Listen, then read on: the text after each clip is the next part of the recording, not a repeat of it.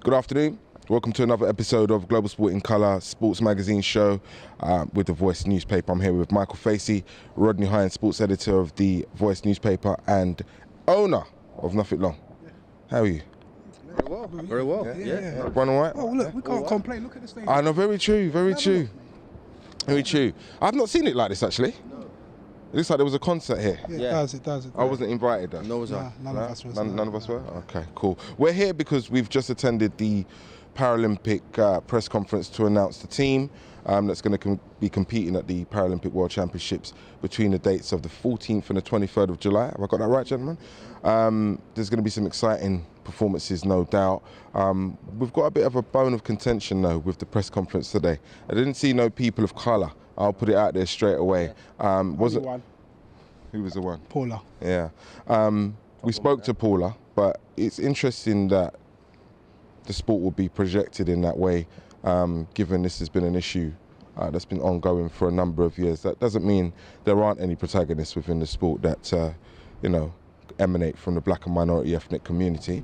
There are. Kadeen Cox comes to mind. An amazing athlete she is. Now we know she's. They're at the post. They're on the poster, aren't they? Yeah. Well, it's all very well than being on the poster. It'd have been nice to have a couple of here today for us to interview. That said, we interviewed Paula, and actually she had some interesting things to say on the subject of black and minority ethnic participation in Paralympic sport. Let's hear what she had to say, boss. What areas do you still need to improve upon in order to kind of reach that utopia where you can say to yourself, yeah, we did it? Do you know what? My big thing is getting more athletes of colour, BME athletes. We don't have a high representation. And when you look at athletics and you look at the Olympic programme, our Paralympic programme doesn't really reflect the society we live in. So for me, it's still trying to get more people, black people, Asian people, people from inner cities involved with the sport. We are lucky that we've just appointed an officer for the London region, which is one of the big things I wanted. So hopefully, we can get some really positive and strong role models out there to get everybody, capture the imagination of the youth and hopefully get them participating in para-athletics. It's interesting you say that. We've obviously touched on this subject, you and I, before. Do you feel that there's been progress in that area, and what's it going to take to kind of ramp it up and try and get the numbers in that we know will filter through to the elite level in the end? Yeah, I think it is definitely improving, and I just think we need more role models. You need more people that when people turn the TV on or look in the paper to see somebody that looks like them and reflect their background, and I think we are getting there, and hopefully in the next 4 years up to Tokyo we'll increase the levels and numbers, like you say, from grassroots right through to elite of more black people and people from ethnic minorities competing in para-athletics in the UK. When I spoke to you before Rio, you were quite apprehensive about all of the projections. You obviously surpassed all the targets and smashed records again. Are you hoping to do a similar thing in London? I never ever make projections. All we're going to do is try our best. And we've done that since I've taken over in 2012, and we've been really successful in the Rio cycle. And I think we have that same attitude, we'll be really successful in the Tokyo cycle. So yes, some tough figures, but you know what, we're going to try our best. Rodney, what did you make of some of the points that Paul had to say? Yeah, very valid. I mean, we're in East London, aren't we? At the end of the day, the Olympic Games of London 2012 was sold on diversity. So I won't say I was shocked by the lack of colour at the press conference, but I did note it, and I did find it strange in a world and at a time when we're talking about diversity and making sure that equal ops is key. Please. Yeah, I mean. Any surprises? Not really. I mean, look, there's a lot of. We've interviewed Paula 4 years ago, and similar things were said and echoed, and she was trying. She said she was pushing. And then we're still in the same place. Like Rod said, no surprises. Whether or not the Kadeens could have been here at the press conference is another thing. I know she's based in Manchester. Yeah, no, so it's another thing, but not a million miles away. Not a million miles away. And if you need 2 hours and 10 minutes. But straight into Houston. I mean, Paula, big star of the sport, arguably. Yeah. Anyway, what do we know? Yeah, I mean, that said, I think that's a task for us at The Voice and other journos. This is what we do. We're the conduit for so many things over the years, aren't we? It's always us, though. Yeah, it's always us. And we're going to continue to do that until somebody else helps pick up the mantle. But that's what we've done over the years. Do you know what my fear is, though? Sorry to cut you already. My fear is, though, if we weren't here today, that wouldn't have been an issue that anyone would have been. Well, there would have been 4 of us. There's 4 of us that was there. If we weren't there, there'd just been 1. Actually, Abigail was there. Abigail as well. Yeah. Former athlete Abigail. So British Athletics, if you're watching, you need to address that. If you need help, come and talk to us. We'll help. It's the world, isn't We'll it? help you get it It'll done. be London 2017, because it's their campaign, isn't it, as well? So. Well, in London 2017, the sport as a whole. I sport mean, as a whole. with the success that Paralympic sport has experienced under Paula's watch, year on year, and understanding that she gets that. I mean, I think there was 54 athletes that went to the Rio Paralympic Games. Yeah. 10% of them came from the black and minority ethnic community. It's not enough. You know, it's not enough, and she understands that. But she alone can't drive it. She mentioned in that interview, there's a couple of initiatives that she's seen come to fruition that are going to help that process. But for me, it's still a long way short. We can get involved definitely if she needs any help or British Athletics needs any help. We're there. You know, we're an email or a phone call away.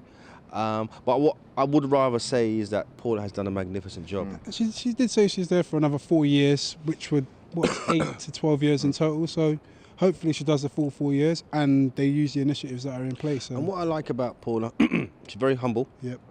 And bearing in mind the achievements that she's helped bring about. Fantastic. You just think if she was a football coach, she'd be on a 6-figure income, and getting lauded left, right, and centre. So well done, Women Paula. in sport again, that same whole thing. problem. So. Yeah, and that's another thing. I mean, we've attended the Women in Sport Awards. I don't know if Paula was invited, nominated. Someone like her at the highest level should be heralded. So others, if she was missed, why? Yeah, and people need to say, well, listen, I didn't know. You didn't know. You formed a great working relationship with her. I've read all your interviews of her over the years, and she's such a giver. Her athletes will probably tell you that as well. So well done, Paula. Keep going. The fact that she signed up for another 4 years tells me that she's committed. And that she's the best person for the job. Absolutely. But once again, and over the years when we've all been together, it is about that role model thing that other people can say, wow, I didn't realise all this success was being headed up by a black coach. So well done, fantastic. Well, we're looking forward to. It's interesting in the press conference to hear Johnny Peacock call out Richard Brown. I love that though. It's funny. I think that's the first time I've ever heard him call him out. I don't think Richard's going to be in shape to compete at this year's Paralympic Para World Championships. Para Worlds. And that's a shame because fantastic that calling out takes place. I mean, I haven't done as many of these Paralympic events as you have, but I can see over the years this sport is moving in the right direction. You know, I think it's been poo-pooed by a lot of people. That includes the media and the general public, and they serve each other, those two things. But just being there, and it was important for me to be here today because I've seen another side, and I can see now that it's an upward trajectory. Yeah, because it's gone from taking part and just enjoying the spectacle. It's almost been a sideshow in the past, hasn't it? That's what it's been. Oh, so you've got your major Olympics or World Championships, and it's just the Paralympics tagged on before or after.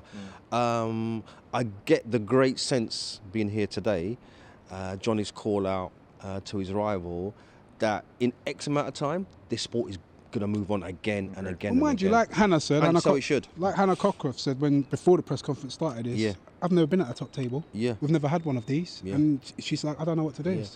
So if we go back to she has though. If we go back to the Paula Dunn thing, it does mean things are changing, things are moving, but we need to be, our community needs to be part of it, even more so. But I think that will come. It's not coming at the speed that it should do, but it will come. Okay, all right, moving on. There's always football, even though we're off season. There's a lot of speculation, a few signings. Arsenal made a signing recently. Hasn't stopped you laughing, has it yet? Has it? Do you know what I liked? I like the way that Arsenal put it out on Twitter, because there was a list of players that Arsene Wenger had signed, and the first letter of all of the people on that list spelt the name of the new signing. I can't pronounce his name. That's it. That geezer right there. From Schalke, right? Yeah, he's a Bosnian international, born in Germany.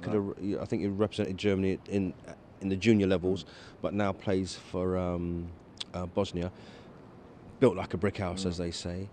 And I was reading an article not too long ago that the suggestion was that Arsene Wenger understands now a little bit more, a little bit like Tottenham, a little bit like United back in the day, that you need to have pace and power. And I think Arsenal Need to have a man in your team. Arsenal have moved so far away with that Yeah. in terms of technicians. The article that I was reading suggested that this signing was the start of going back to basics. So potentially Arsene Wenger's learning. 20 years in, old dog, new tricks, rearrange these. Yeah, we're all learning, aren't we? Last 2 contracts. But significantly, he was a free transfer. And Arsene does that better. Well, I mean, that came a couple of days after the £87 million pound for. Kylian Mbappe. What do you think that will happen, Rodney?